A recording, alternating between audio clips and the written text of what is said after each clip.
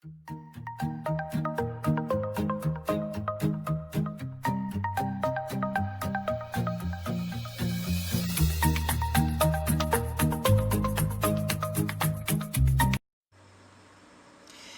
alaikum guys, this is your host Alisa Shiraz and you are watching Literary Birds. So guys, as you know that criticism is going on and we are discussing about Catherine Bilsey critical practice nowadays. So today's lecture is about post-structural theory and post-structuralism from current notes, and the page number is 277. Let's start guys. Bismillahirrahmanirrahim. Finally, Saussure's methodology had further implication for structuralism in that he advocated the synchronic investigation of language. अब जो फॉर्डिनेंट D सॉशर थे उन्होंने किसको ज़्यादा यानी सराहा या किसकी ज़्यादा हिमायत की, एडवोकेट किया सिंक्रोनिक इन्वेस्टिगेशन ऑफ लैंग्वेज को, यानी सिंक्रोनिक टाइप ऑफ जो लैंग्वेज है उसको। अब ये सिंक्रोनिक होता क्या है? ये दो चीज़ें हैं, यानी सिंक्रोनिक और डायक्रॉनिक। सिंक्रोनिक में आप क्या करते हो, आप सिर्फ अपने यानी जो आपका टाइम चल रहा होता है उससे रिलेटेड बात करते हो, जबकि डायक्रॉनिक में हिस्ट्री भी इन्वॉल्व होती है, यानी हिस्ट्री के अकॉर्डिंग आप चल रहे होते हो। ठीक है, hope you got the point. तो अब आगे चलते हैं। During the 19th century the opposite procedure had prevailed. अब 19th सेंचुरी में यानी सिंक्रोनिक का अपोजिट जो था वो था डायक्रॉनिक। ठीक है, तो उसको ज़्यादा अहमियत मिली और उससे ज़्यादा तरक्की मिली। ठीक है, linguistic study had been diachronic in that the history of language was traced back through time to discover phonetic variations और एटमोलॉजीज। अब एटमोलॉजी क्या है? It's a branch of philological science which treats of the history of words, tracing out their origin, primitive significance and change of form and meaning. ठीक है, तो etymology history से यानी जो रिलेटेड वर्ड होते हैं उनकी हिमायत करती है, उनके बारे में आपको बताती है और उनकी अहमियत आपको बताती है। अब Saussure regarded this type for research as speculative. It was his contention that यानी उन्होंने अब दलाइल दिए हैं which the diachronic approach should not be relinquished completely.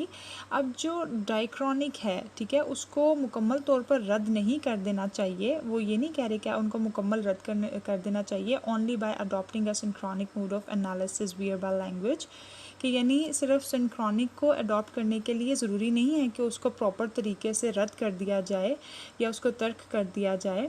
So language वो studied as a system of relationship. अब लैंग्वेज जो है वो एक रिलेशनशिप है, सिस्टम ऑफ रिलेशनशिप है। जैसे मैंने आपको बताया था कि लैंग्वेज के जितने भी वर्ड्स हैं आपस में एक दूसरे के साथ मिलते हैं, एक वर्ड दूसरे को स्पॉट करता है, वर्ड सेंटेंस बनाता है, सेंटेंस जो एक प्रॉपर टॉपिक क्रिएट करता है। इसी तरह एक दूसरे के साथ हर चीज़ मिली हुई है। ठीक है, तो functioning at a given period of time, not as it evolve with linguistics be placed on a scientific basis.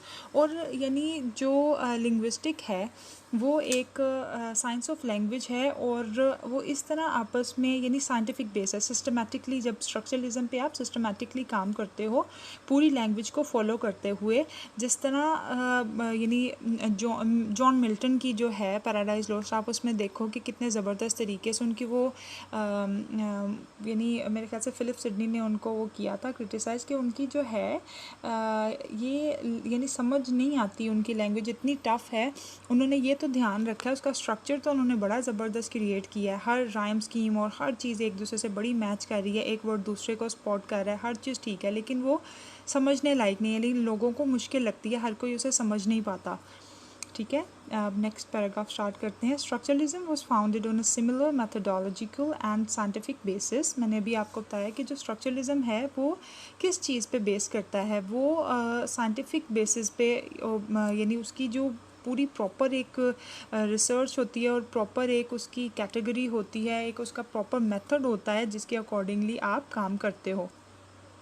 It set out following Saussure to identify the signifying patterns, codes and conventions underlining all human cultural practices. अब यानी मैंने यही आपको बताया कि एक proper pattern होता है, कोड्स होते हैं और रिवायती अंदाज़ होता है जिसके तौर पर एक यानी प्रैक्टिस की जाती है काम की। Benveniste, for example, says structuralism constitutes its object as a system whose parts are all united in a relationship of solidarity and dependence, and asserting the predominance of the system over the elements defines the structure of the system through the relationships among the elements. अब मैंने आपको ये भी बताया था अपने previous lecture में कि जो पोइम के देखें पोइम का स्ट्रक्चर कैसा होता है। आप यानी स्ट्रक्चर का तो पता है कि भाई एक ढांचा होता है, जैसे एक बिल्डिंग का स्ट्रक्चर है, हमारा अपना बॉडी स्ट्रक्चर है, एक सोलर सिस्टम का यानी स्ट्रक्चर है, हर चीज़ का कोई ना कोई स्ट्रक्चर होता है जिस पे वो बेस करती है। तो पोइम का स्ट्रक्चर क्या है? पोइम का स्ट्रक्चर उसके वर्ड, उसकी राइमिंग स्कीम, उसके फ्रेज, उसकी पंक्चुएशन, एवरीथिंग। तो ये यानी वो अब इसमें ये बता रहा है कि जितने भी वर्ड्स हैं, जितने भी एलिमेंट्स हैं, जितने भी यानी उनकी जो बुनियादें हैं वो आपस में एक दूसरे से लिंक हैं एज ए रिलेशनशिप। उनके अंदर एक यानी रिलेशनशिप पाया जाता है हर वर्ड में, और एक वो मिल के एक चीज़ क्रिएट होती है, और वो स्ट्रक्चरलिज्म की बुनियाद रखती है। Not only language and literature, वो कह रहा है सिर्फ लैंग्वेज और लिटरेचर में ये बात नहीं है, but myths, fashion or kingship systems could be examined from a rather than by I think I skipped one. Yes, examined from a synchronic, a historical perspective to explain their functioning rather than by diachronically tracing their historical developments. अब वो कह रहा है कि सिर्फ literature और language में ही नहीं इस्तेमाल होता है इस चीज़ का, बल्कि आप फैशन में भी, किंगशिप में भी और मिथ्स में भी देखोगे कि यही चीज़ें जो हैं यानी आपको उसमें डायक्रॉनिक भी देखने को मिलेगा, सिंक्रोनिक भी देखने को मिलेगा। इस पर्सपेक्टिव से सारी बात जो है वो एक्सप्लेन की जाएगी। तो ये चीज़ सिर्फ स्ट्रक्चरलिज्म सिर्फ यहीं तक बेस्ड नहीं है कि सिर्फ आप कहो कि लैंग्वेज और लिटरेचर तक की बेस्ड है, बल्कि यही टाइप, यही प्रैक्टिस किस चीज़ में भी की जाती है, किंगशिप में भी की जाती है, फैशन में भी की जाती है, मिथ्स में भी की जाती है। तो इस तरह वो अपने पॉइंट को एडवोकेट करता है और आगे आपको एक्सप्लेन करता है। Sorry guys, I missed to show you this one.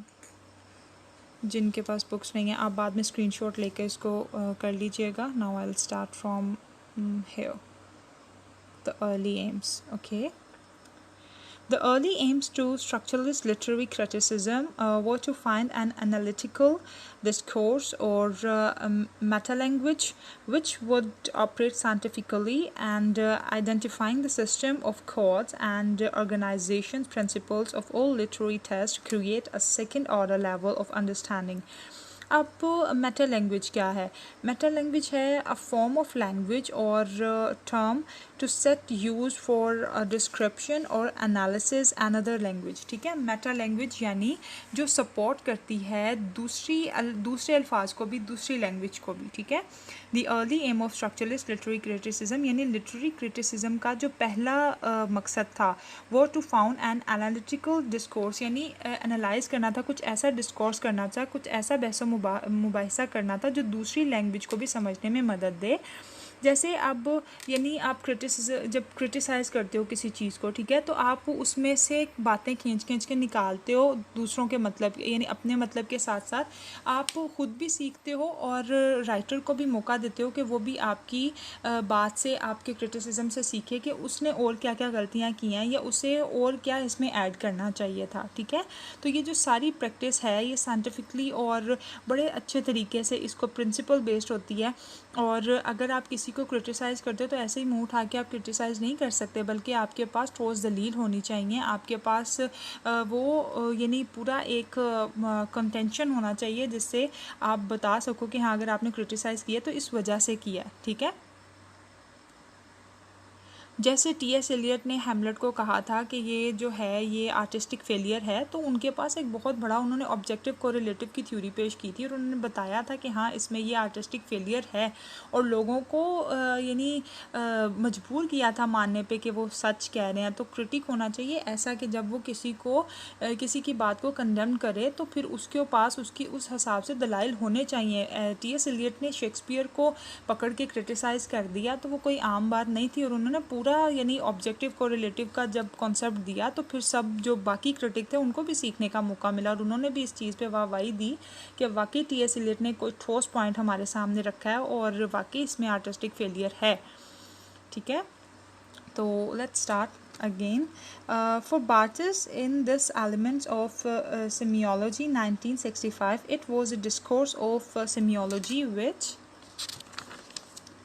could perform this metalinguistic function so as to analyze the connotative systems of first order natural language or any other cultural artefacts. अब meta language का आपको ये भी पता है कि कुछ ऐसी कोई ऐसी लैंग्वेज जो आपको डिफरेंट मीनिंग से यानी कॉनोटेटिव मीनिंग या जेक्स्ट्रापॉज और कुछ दो ऐसी चीज़ों का कंपैरिजन के यानी जो आपको थोड़ा घुमा के रख दे. जैसे जॉन डन जो हैं उन्होंने मेटाफिजिकल पोइट्री की जो मिसाल दी थी यानी जो एक पुरकार के दो सिरे एक हस्बैंड और एक वाइफ यानी एक जो है सेंटर में ही रहता है यानी वाइफ को उन्होंने उससे कहा था कि जी वाइफ जो है वो घर में ही रहती है और जो हस्बैंड है वो पूरा दुनिया का चक्कर लगा के वापस उसी के पास आता है यानी अपने काम काज से फारिग होकर या सब कुछ.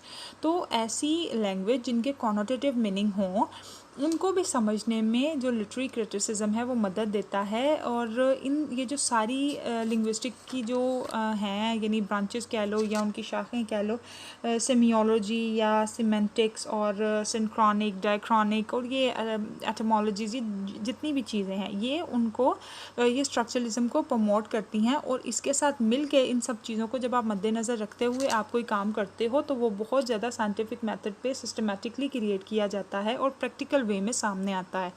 ठीक है. तो सेमियोलॉजी क्या है ये सिमेंटिक की ही एक यानी उसके साथ ही इसको बयान किया जाता है. और सिमेंटिक क्या है स्टडी ऑफ साइन है ये मैंने आपको पहले भी सिखाया था. तो आगे चलते हैं क्योंकि क्वेश्चन लॉन्ग है तो हमने इसको भी कवर करना है. अगर पिछली मिसालें दोबारा रिवाइज़ करवाऊँगी तो वो फिर टाइम ज़्यादा लग जाएगा. In the case of literature, the connotative potentially of the first order language can be exploited by the critic who actively engages with the text to articulate one or more of its plural interpretations. अब यानी वो कह रहा है कि ये मैं पूरा बल्कि पढ़ देती हूँ. In Barthes' words, the literary work is eternal not because it imposes one meaning on different man but because it suggests different meaning to one man. अब वो कह रहा है कि जिस तरह मैंने भी आपको जॉन डन की मिसाल दी थी कि जो जब क्रिटिसाइज़ किया जाता है तो एक पूरे तरीके से किया जाता है. ठीक है.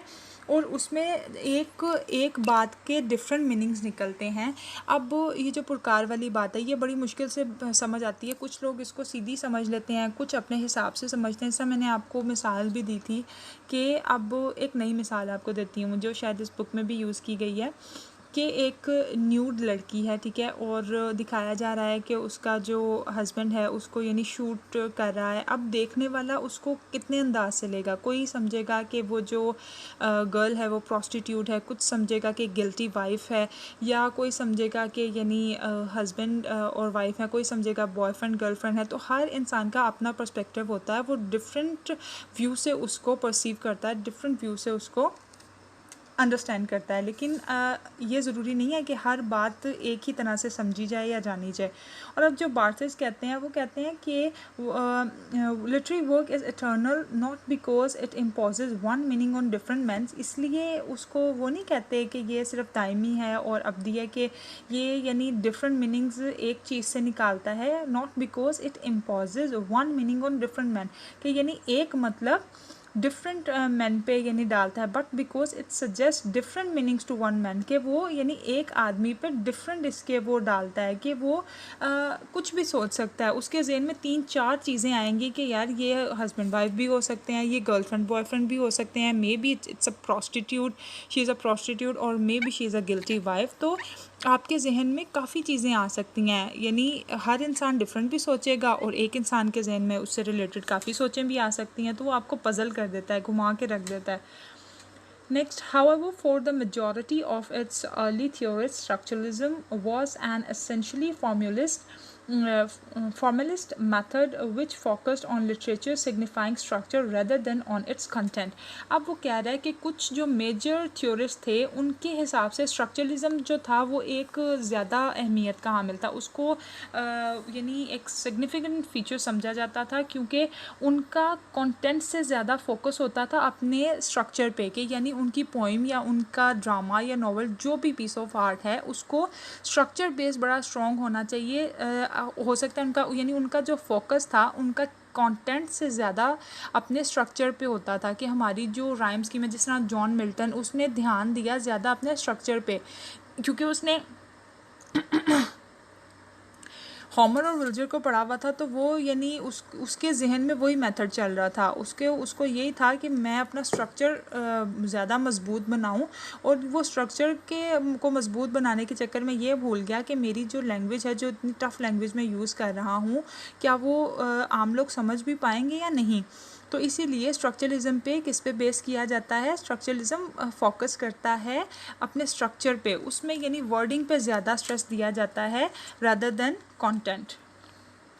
Just as Saussure emphasized that science depends on their differential relationship with other elements in the system in order to produce meaning and not on actual entities, it therefore follows that a structuralist analysis of literature will not be concerned with the liberal humanist view that the text expresses a truth about the real world. तो मैं ये थोड़ा लंबा हो गया, इसलिए आपको थोड़ा थोड़ा एलेबोरेट करती हूँ साथ साथ. Just as Saussure emphasized that science depend on their differential relationship with other elements in the system in order to produce meaning, यहाँ तक पहले बताती हूँ कि फर्डिनेंड डी सॉशर ने यानी जोर दिया था, एम्फसाइज किया था कि जो साइंस हैं, ठीक है, आपस में एक दूसरे के साथ लिंक करते हैं, उनका आपस में एक रिलेशन है एक दूसरे को, जैसे बाइनरी ऑपोजिशन जो है उसमें भी एक दूसरे के साथ लिंक करके दूसरे एक का मीनिंग दूसरा वर्ड समझाता है हमें.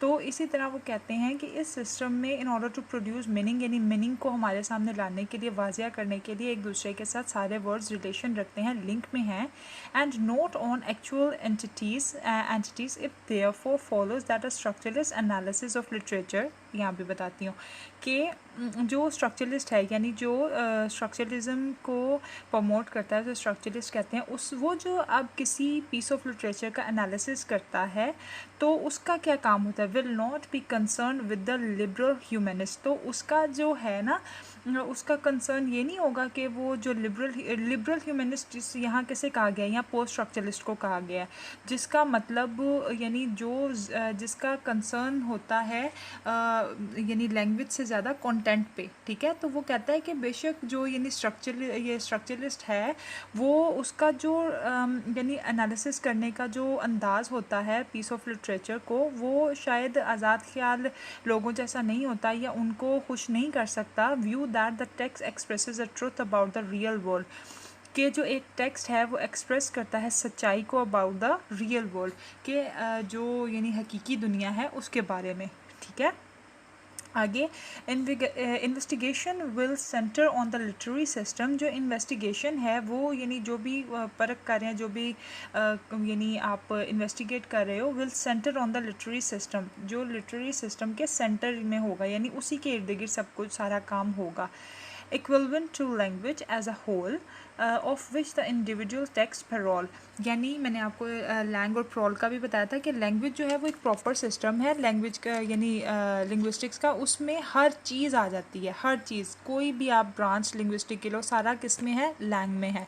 और प्रोल क्या है, यानी उसमें से जब आप अपनी मर्ज़ी से कुछ हिस्सा चुनते हो, आपको एक फ़नी सी मिसाल दे देती हूँ, लेकिन कुछ ऐसी मिसालें बड़ी याद रह जाती हैं, जिस तरह अब आप शादी पे जाते हो, ठीक है, एक प्रॉपर पूरा यानी बर्तन होता है जिसके अंदर ढेर सारा खाना होता है, तो आप अपनी मर्ज़ी से उसमें से चूज़ करते हो ना, जैसे आपको लेग पीस पसंद है या कुछ भी. I know it's a little funny for you, लेकिन कुछ ऐसी मिसालें याद रह जाती हैं जिससे आपको कॉन्सेप्ट्स क्लियरली समझ आ जाते हैं, ठीक है. तो आप पूरी की पूरी तो नहीं ना उठा लोगे, आप उसमें से अपनी पसंद की चीज़ निकालोगे, अपनी प्लेट में डालोगे और फिर उसको आप इंजॉय करोगे, ठीक है.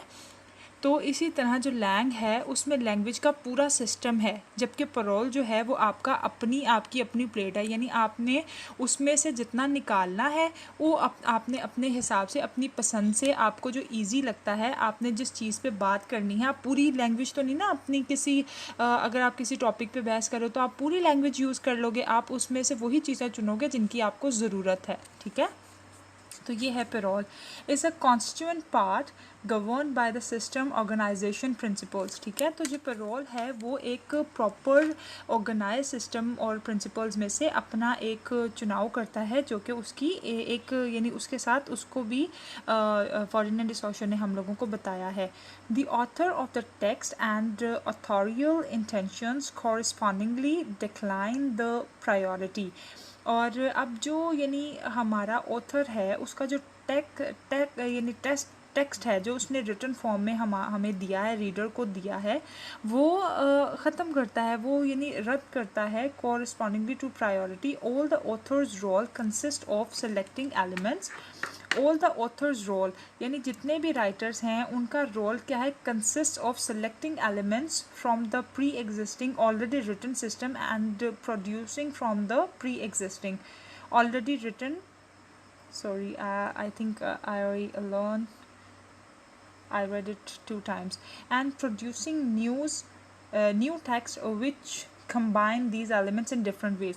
अब यानी वो कहना क्या चाह रहा है कि जब एक ऑथर है तो वो अपने जो यानी कॉन्टेम्प्रेरीज को भी और अपने जो उनसे पहले थे उनको सबको जो भी उन्होंने एलिमेंट्स यूज़ किए हैं लैंग्वेज के, जिस तरह भी उन्होंने इस्तेमाल किए हैं अपनी राइटिंग्स में, उन सबको फॉलो करेगा और इसी तरह वो अपनी बात को आगे बढ़ाएगा और अपने उसके टेक्स्ट में हमें वो सारी चीज़ें नज़र आएंगी कि उसने फॉलो किया है लैंग्वेज को बहुत अच्छे तरीके से और बड़े प्रॉपर तरीके से उसने हमारे सामने उसको एलाबोरेट किया। उसकी टेक्स्ट फॉर्म में आपको एक कंप्लीट सिस्टमैटिक मेथड नज़र आएगा लिंग्विस्टिक्स का।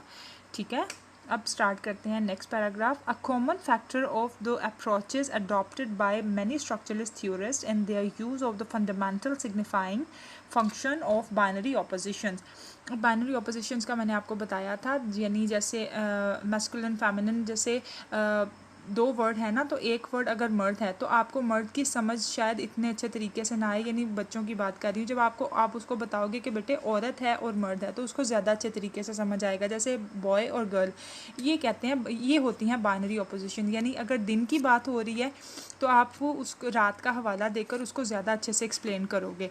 जैसे अगर ज़िंदगी की बात हो रही है तो आप मौत का हवाला देकर उसको फिर ज़िंदगी की इम्पोर्टेंस बताओगे, यानी अपनी एक्सप्लेनेशन में। अगर ज़िंदगी की बात हो रही है तो फिर मौत का हवाला आप साथ देकर उसकी इम्पोर्टेंस आप बताओगे।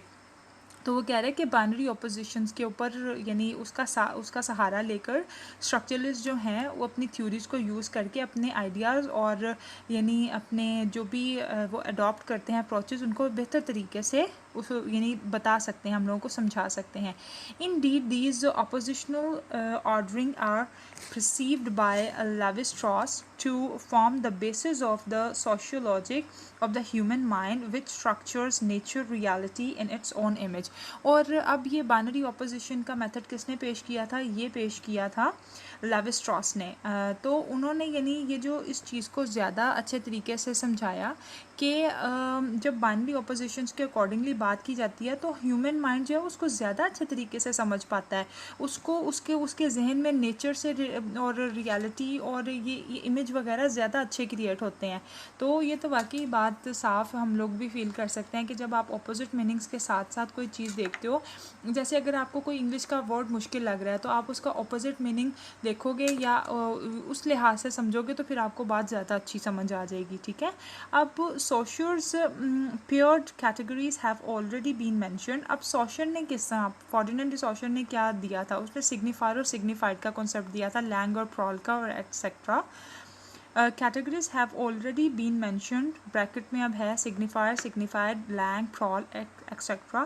Language itself has been shown to be structured as its most basic levels. The phonemes in this way, example voiced, unvoiced, nasals, non-nasals, etcetera. ठीक है, तो इसी जिस तरह लेवी-स्ट्रॉस ने हम लोगों को कॉन्सेप्ट दिया बाइनरी ऑपोजिशंस का, इसी तरह सॉशर ने क्या कॉन्सेप्ट दिया सिग्निफायर और सिग्निफाइड का, लैंग और प्रॉल का और सिम्योटिक का, यानी सैंटिस्टिक का, यानी जितने भी उसने ये पेश किए ये सारे, उसने उसकी अपनी आइडिया से उसकी अपनी थ्योरीज थी। तो in accordance with the belief that fundamental linguistic structures necessarily controlled by the basic structures of literature, इसी तरह यानी जो बाकी चीज़ें हम अगर piece of literature को देखें structuralism यानी according to structuralism, तो वो सारे किस पे बेस करते हैं, वो स्ट्रक्चर पे बेस करते हैं, यानी उन पे जो फोकस किया गया है वो लैंग्वेज के स्ट्रक्चर पे उसको फोकस किया गया है।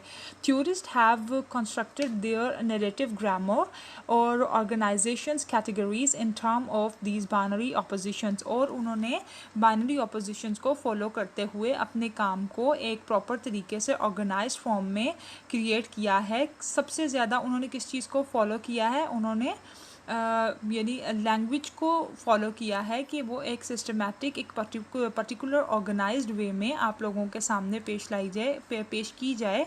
ये कौन थे, ये स्ट्रक्चरलिस्ट थे। ठीक है, ये मैं यानी क्वेश्चन का जो टाइटल है वो तो है पोस्ट स्ट्रक्चरलिज्म। ठीक है, लेकिन इसमें ज़्यादातर बात हो रही है, अब मेरा यानी ये जो क्वेश्चन है ये तकरीबन लास्ट पेज है, लेकिन जो बात हो रही है वो स्ट्रक्चरलिज्म से हो रही है। तो इसका मतलब ये नहीं है कि ये आंसर जो है पोस्ट स्ट्रक्चरलिज्म का है, आपको साथ साथ पोस्ट स्ट्रक्चरलिज्म को भी बयान करना है। ऑब्वियसली जब आप पोस्ट स्ट्रक्चरलिज्म को लिखोगे तो सिर्फ आप उसका नहीं लिखोगे, इसी को तो कहते हैं बाइनरी ऑपोजिशन, यानी आपके सवाल में ही आपको बाइनरी ऑपोजिशन यूज़ करनी पड़ेगी। आपको पोस्ट स्ट्रक्चरलिज्म के साथ साथ स्ट्रक्चरलिज्म के बारे में भी लिखना पड़ेगा, इसीलिए उसने इस क्वेश्चन में ज़्यादा स्ट्रक्चरलिज्म को एलाबोरेट किया है। और जब वो एंड पे कंक्लूड करेगा तो वो फिर आपको बताएगा कि वो डेरिडा ने पोस्ट स्ट्रक्चरलिज्म को क्यों प्रमोट किया था, क्योंकि वो ये नहीं कहता कि पोस्ट स्ट्रक्चरलिज्म एक अलग दुनिया से ही आ गया है, वो इसी से रिलेट करता है, इसी के अंदर से निकला है, सिर्फ पोस्ट का फ़र्क पड़ा है। क्यों?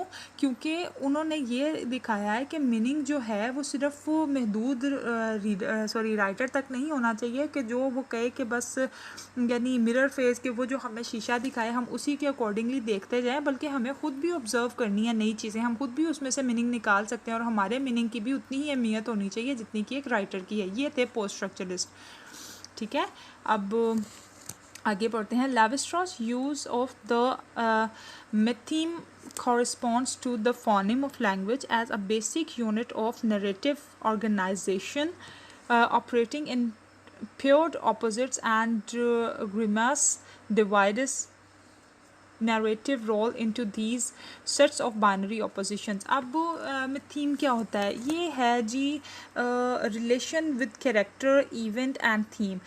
यानी इस कैटेगरी में एक रिलेशन दिखाया जाता है कैरेक्टर के साथ, कैरेक्टर का फिर इवेंट के साथ, फिर इवेंट का थीम के साथ, यानी आपस में ये सारी चीज़ें जो हैं वो कोरस्पॉन्ड करती हैं, आप एक दूसरे से मिलती हैं।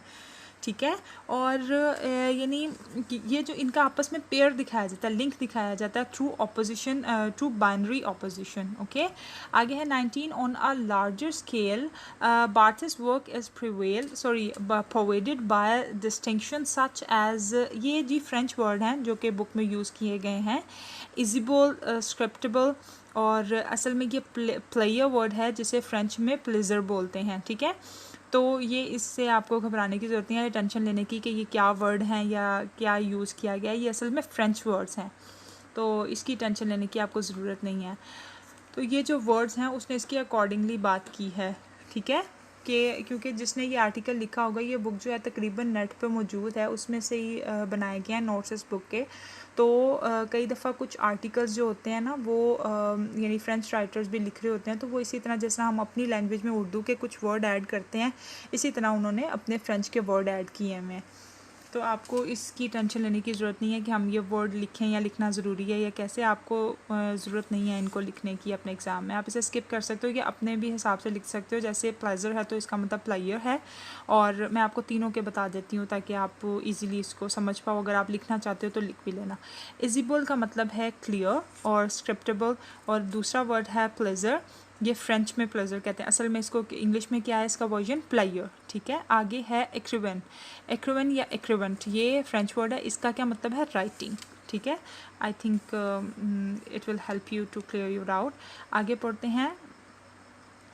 Jacobson too has developed Saussure's original theory of syntagmatic and paradigmatic axis of combination and selection in terms of his metonymy. Metonymy कहते हैं metaphor को, distinctions 21 which has proved influential for the characterization of different methods of literature, romanticism and symbolism, reveal the primacy of the metaphoric process, the predominance of metonymy underlines and actually predetermines the so-called realistic trend. अब यानी ये जो सिंटैग्मेटिक है, ठीक है, इसका मतलब होता है तरकीबी, यानी बड़े तरकीब से और बड़ा पर्टिकुलर वे में, ऑर्गेनाइज्ड वे में, बड़े तरीके से चीज़ों को रखना। और प्रैग्मेटिक का मतलब होता है मिसाली, ठीक है। ये सब यानी जो भी सॉशर्स की जो थ्योरीज़ हैं वो बड़ी एक तरतीब से ऑर्गेनाइज फॉर्म में क्रिएट की गई हैं और ये एक यानी कॉम्बिनेशन क्रिएट करती हैं सिलेक्शन और selection in terms of metonymy.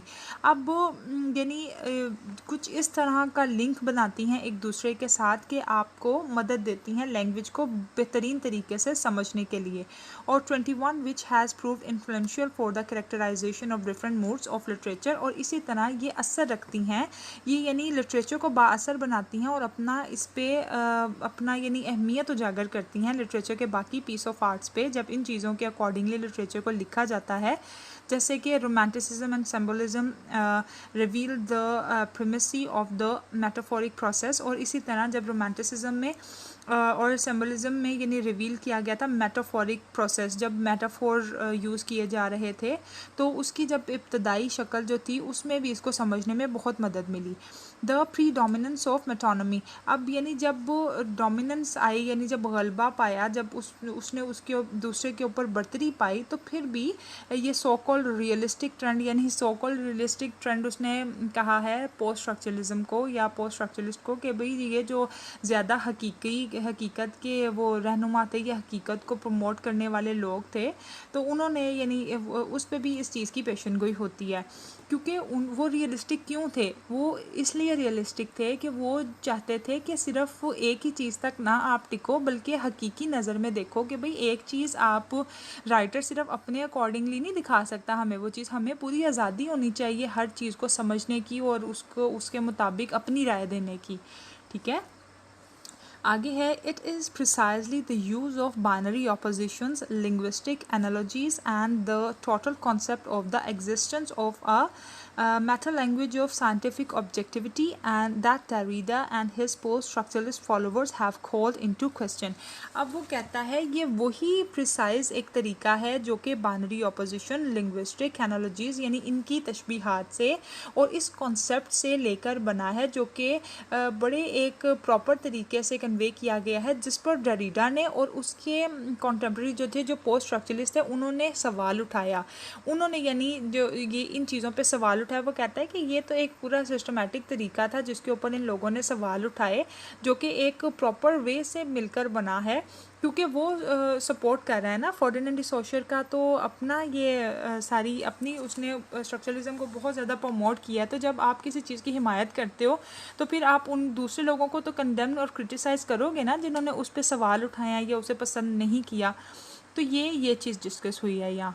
Barthes has anticipated a critique of the authority of his own semiological discourse as early as the 1967 Elements of Semiology.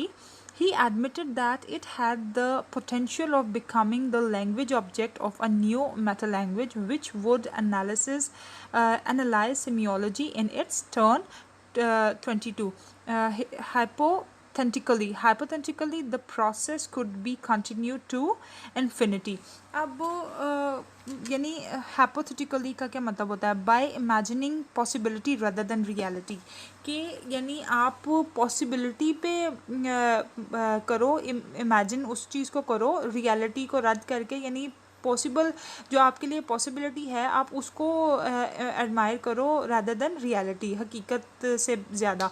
तो अब जो हैं बार्थेस वो यानी उस चीज़ का साथ देते हैं, उन क्रिटिक्स का, of the authority of his on semiological discourse, क्योंकि वो खुद सेमियोलॉजिकल डिस्कोर्स में उन्होंने उस चीज़ को एडवोकेट किया, उस चीज़ की हिमायत की, तो वो उसी तरह के ऑथर्स की हिमायत करते हैं जो उस सेमियोलॉजी मेथड को लेकर आगे चलते हैं। ही एडमिटेड, और वो इस चीज़ को मानते भी हैं, that it had the potential of becoming the language object of a new matter language, के यानी ये जो है ये एक प्रोसेस है कि जो हम लोगों को एक मैटर लैंग्वेज को समझने में भी मदद देता है, which would analyze semiologically in its turn, और जो हमें यानी सिमेंटिक्स और सेमियोलॉजी इन सब चीज़ों के अकॉर्डिंगली हमें बात समझा देता है, लेकिन hypothetically the process could be continued to infinity, और यानी ये जो प्रोसेस है ये कंटिन्यू रहेगा लामहदूद हद तक। अब पता नहीं है ये कितनी आगे तक जाएगा और कौन कौन इसको प्रमोट करेगा, कौन कौन एडमायर करेगा, कौन कौन डिसलाइक करेगा।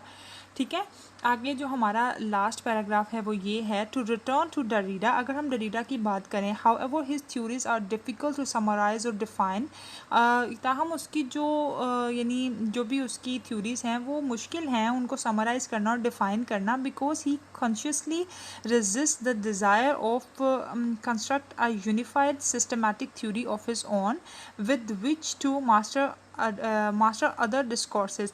अब डरीडा का अपनी ये पिछली जो है प्रीवियस असाइनमेंट उसमें पढ़ा होगा कि वो स्ट्रक्चरलिज्म को डिनाई नहीं करता, वो इस चीज़ को मानता है कि स्ट्रक्चरलिज्म से ही पोस्ट स्ट्रक्चरलिज्म निकल कर आया है, और पोस्ट स्ट्रक्चरलिज्म की अगर कोई अहमियत है तो वो स्ट्रक्चरलिज्म की वजह से ही है, क्योंकि उसने स्ट्रक्चरलिज्म से ही अपना आप, उसका वजूद जो पोस्ट स्ट्रक्चरलिज्म का वजूद स्ट्रक्चरलिज्म से ही निकला है, और अगर वो अपनी अहमियत रखता है, ठीक है, पोस्ट स्ट्रक्चरलिज्म की अगर अहमियत है तो इसीलिए है क्योंकि वो उसी में से निकला है। अब यानी जिस तरह मैं यहाँ आपको एक यहाँ मिसाल दूँगी प्लेटो और एरिस्टोटल की।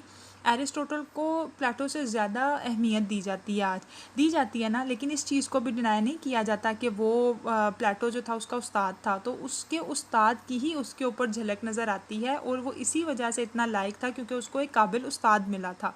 ठीक है, तो यहाँ ये यानी डरीडा जो है, यहाँ इस चीज़ को आप जहन में रखना कि वो उसका यानी समझना उसका मुश्किल है, क्योंकि वो बेशक वो पोस्ट स्ट्रक्चरलिज्म की हिमायत में है, लेकिन वो स्ट्रक्चरलिज्म को भी बुरा नहीं कह रहा, वो कह रहा है कि हम उसी में से निकल कर आए हैं, क्योंकि अगर उसकी बेस ना होती, स्ट्रक्चरलिज्म की बेस ना होती, तो पोस्ट स्ट्रक्चरलिज्म शायद इतनी अच्छे तरीके से हम समझा ना पाते लोगों को। ठीक है, तो कहाँ मैंने ख़त्म किया था, yes, but certain key concepts may be outlined in order to discuss his major areas of concern and their implications for subsequent post-structuralist developments। और इसी तरह यानी लेकिन कुछ certain keys जो हैं, जो यानी कुछ ऐसे उसके concepts हैं जिस पे डिस्कस करके जिन एरिया जो मेजर एरियाज़ हैं वो कंसर्न करते हैं, किस पे असर रखते हैं अपना किसके लिए, पोस्ट स्ट्रक्चरलिज्म के लिए, और उन्हीं चीज़ों को हमें पॉइंट आउट करके आप लोगों के सामने लाना है और बताना है कि हाँ ये पोस्ट स्ट्रक्चरलिज्म था और ये स्ट्रक्चरलिज्म था। ये इतनी ज़्यादा बहस उसने स्ट्रक्चरलिज्म पे क्यों की है, सिर्फ इसी वजह से की है ताकि वो पोस्ट स्ट्रक्चरलिज्म को बता सके कि उसकी अहमियत क्या है। अब आपने कुछ पॉइंट्स जहन में रखने हैं, वो भी मैं आपको लिखवा देती हूँ, आप अपना यानी नोट डाउन कर लीजिए, या उस पर एक सेपरेट वीडियो भी बना दूँगी, एक छोटी सी नोट्स बना के उसके, ताकि आप स्क्रीनशॉट लेकर उसे सेव कर सको। मैं आपको वो भी बता देती हूँ, अभी ऑरली बता देती हूँ, और उस पर जब एक वीडियो बनाऊँगी तो फिर मैं रिटर्न फॉर्म में आप लोगों के साथ शेयर कर दूँगी, डोंट वरी। तो गाइज़ आप अपनी पेंसिल कॉपी पकड़ लीजिए और इन पॉइंट्स को नोट करते जाइए। मैं इंशाल्लाह एक वीडियो भी बना दूँगी इस पर सेपरेटली, लेकिन क्योंकि आप लोग ये लेक्चर सुन रहे हो और आपने ये एक असाइनमेंट पढ़ी है, तो ये कुछ इंपॉर्टेंट पॉइंट्स जो हैं वो नोट कर लो। एक सेंटर में लाइन लगा लो, एक तरफ लिख लो स्ट्रक्चरलिज्म और दूसरी तरफ लिख लो पोस्ट स्ट्रक्चरलिज्म। ठीक है, तो लेट्स स्टार्ट। अब जो है इट वो यानी post structuralism was also emerge in France in 1960। ठीक है, 1960 में ये फ्रांस में इमर्ज हुआ था, यानी दोनों स्ट्रक्चरलिज्म और पोस्ट स्ट्रक्चरलिज्म दोनों जो थे वो यानी फ्रांस में ही राइज हुए थे, लेकिन स्ट्रक्चरलिज्म का दौर है 1950 से 1960 और 1960 से 1970 किसका है, पोस्ट स्ट्रक्चरलिज्म का। अब post structuralism is basically reaction against structuralism, ठीक है। अब पोस्ट स्ट्रक्चरलिज्म है क्या, वो रिएक्शन है अगेंस्ट स्ट्रक्चरलिज्म। अब वो आप यहाँ लिखोगे कि यानी structuralism is a literary movement, और दूसरी साइड पे लिखोगे post structuralism is basically reaction against structuralism. ठीक हो गया, एक पॉइंट हो गया। दूसरा पॉइंट लिखो, structuralism is derived from a language, ठीक है, whereas post structuralism is derive from philosophy. बड़े आसान पॉइंट्स हैं, अगर आप चाहो तो आप अपना क्वेश्चन इस तरह भी प्रिपेयर कर सकते हो, यानी इस एक एक जो है लाइन को अपने जहन में रखो और उसी तरह एक एक पैराग्राफ बनाकर इसको डिटेल फॉर्म में लिख लो। लिखते जाओ। फर्स्ट वाला मैंने आपको बताया कि वो इमर्ज हुआ और उसका रिएक्शन था पोस्ट स्ट्रक्चरलिज्म। दूसरा मैंने आपको बताया structuralism is derive from language, whereas post structuralism is derive from philosophy. Third लिखो, यानी जो पोस्ट स्ट्रक्चरलिज्म है is much more emotional, it is based on sorry ये मिस कर दो, मैं इसको दोबारा लिखवाती हूँ आपको। नेक्स्ट देखो, स्ट्रक्चरलिज्म इज़ ऑब्जर्व्ड एक्यूरेटली, ठीक है। स्ट्रक्चरलिज्म क्या है, स्ट्रक्चरलिज्म ऑब्जर्व किया जाता है एक्यूरेटली, सिस्टमैटिकली, साइंटिफिक बेसिस पे, ठीक है। जबकि post structuralism is just oral, post structuralism जो है वो सिर्फ ऑरल देखा जाता है। अब चौथा पॉइंट लिखो, स्ट्रक्चरलिज्म कलेक्ट डाटा सिस्टमैटिकली, जबकि post structuralism is sceptical by nature, यानी इस पे शक व शुबा पाया जाता है पोस्ट स्ट्रक्चरलिज्म पे, क्योंकि इसकी कोई एक पर्टिकुलर राय नहीं है। स्ट्रक्चरलिज्म में क्या होता है कि जो राइटर ने लिखा है सिर्फ आपको उसी को जहन में रखना है, जबकि पोस्ट स्ट्रक्चरलिज्म में there are abundant of meanings which you have to go through, और यानी जिस डिफरेंट मीनिंग से डिफरेंट एंगल से आपको सोचना है और समझना है, और आपको अपनी राय देनी है कि भाई अगर इसका मतलब ये है तो ये भी हो सकता है,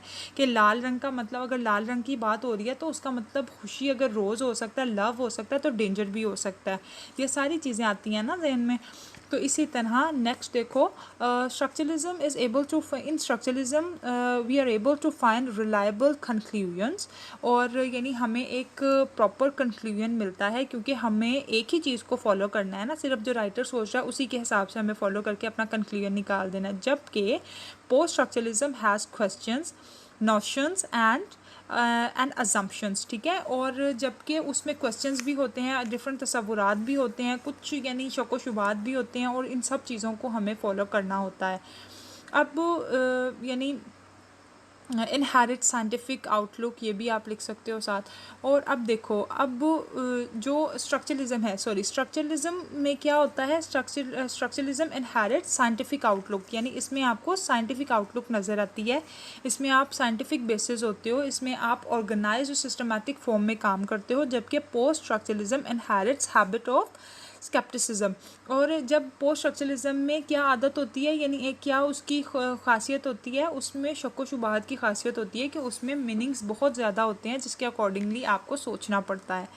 और believes in system, method and reason and find reliable truth, ये क्या है, ये स्ट्रक्चरलिज्म है। स्ट्रक्चरलिज्म किस पे यानी बिलीव करता है, वो सिस्टम पे, मेथड पे, ऑर्गेनाइज फॉर्म पे, प्रैक्टिस पे, रीज़न पे, और रिलायबल यानी रिलायबल कंक्लूजन पे कंसिस्ट करता है। जबकि post structuralism is much more emotional, it is based on word play and allusions, ठीक हो गया। और ये किस चीज़ पे बिलीव करता है, ये यानी सिस्टम और मेथड पे भी बिलीव करता है, लेकिन साथ साथ इसका बिलीव किस चीज़ पे है, रिलायबल ट्रुथ पे। जबकि उनका क्या है, रिलायबल कंक्लूजन पे। यानी स्ट्रक्चरलिज्म का किस पे है, रिलायबल कंक्लूजन पे, जबकि पोस्ट स्ट्रक्चरलिज्म का फोकस किस पे है, रिलायबल ट्रुथ पे, ठीक है। ये शायद आपको थोड़े मिक्स हो जाएं, कोई मसला नहीं है, आप वीडियो को पॉज करके भी दोबारा से सुन सकते हो, लेकिन मैं इस पर इंशाल्लाह एक अलहदा से सेपरेट वीडियो भी बना दूंगी। Guys don't worry, I am always be there for you इंशाल्लाह। तो hope you learned something from this video. Thank you for watching, and please guys don't forget to like, share and subscribe my channel Literary Birds in order to get more interesting videos, and please share it with your friends who are also aspirants of Masters in English Literature. So till then, take care guys. Allah Hafiz.